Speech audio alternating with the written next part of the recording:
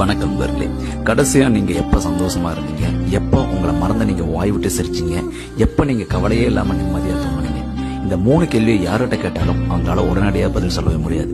ஏன்னா இந்த 3 விஷயமும் அவங்க வாழ்க்கையில உடனடியா நடக்கவே இல்லை அப்படிங்கறது மட்டும் தான் உண்மை. ஏன்னா இந்த உலகம் எதையோ நோக்கி பரபரப்பா ஓடிக்கொண்டே இருக்குது. அந்த ஓட்டத்துல நம்மள நாமளும் சேர்த்து ஓடிட்டே இருக்கிறோம் அப்படிங்கறது மட்டும் தான் ஒரு நிதர்சனமான உண்மை. இது எல்லாத்தையும் முடிச்சுட்டு எனக்குன்னு ஒரு நாள் வரும், நான் நிம்மதியா உட்கார்ந்து இதெல்லாம் ரசிப்பேன் அப்படின்னு நினைச்சீங்க அப்படின்னா அப்படி ஒரு விஷயம் நடக்கவே நடக்காது அப்படிங்கிறது மட்டும் தான் உண்மை.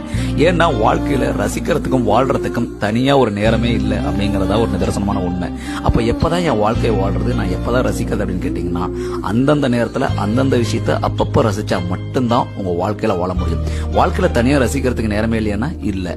அப்ப எப்பதான் ரசிக்கிறது அப்படின்னு கேட்டீங்கன்னா அப்பப்ப போற போக்குல வாழ்க்கையை ரசிச்சுட்டு போறது மட்டும்தான் சரியா இருக்க முடியும். உங்களுக்கு கிடைக்கிற நேரத்துல எல்லாமே ஒரு சின்ன காஃபி குடிக்கும் போதும் கூட சரி, ஒரு சின்ன சாப்பாடு சாப்பிடும் போதும் சரி, ஒரு ஜன்னலோர பயணத்துல உட்கார்ந்து ரசிக்கிறதுல இருந்து, ஒரு சின்ன புத்தகத்தை வாசிக்கிறதுல இருந்து, ஒரு சின்ன குழந்தையோடைய சிரிப்பு ரசிக்கிறதுல இருந்து, ஒரு சின்ன இசையை கேட்டு சந்தோஷமானதுல இருந்து அப்படியே ரசிச்சுட்டு வாழ்றது மட்டும்தான் என்னை பொறுத்த வரைக்கும் சரியான வாழ்க்கையா இருக்க முடியும்.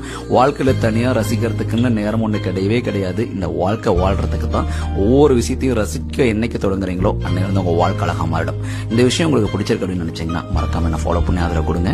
இந்த மாதிரி மனசோடு சில விஷயத்தெல்லாம் உங்க நான் பகிர்ந்துக்க நினைக்கிறேன். மறுபடியும் ஒரு முறை சொல்லிக்கிறேன். நன்றி.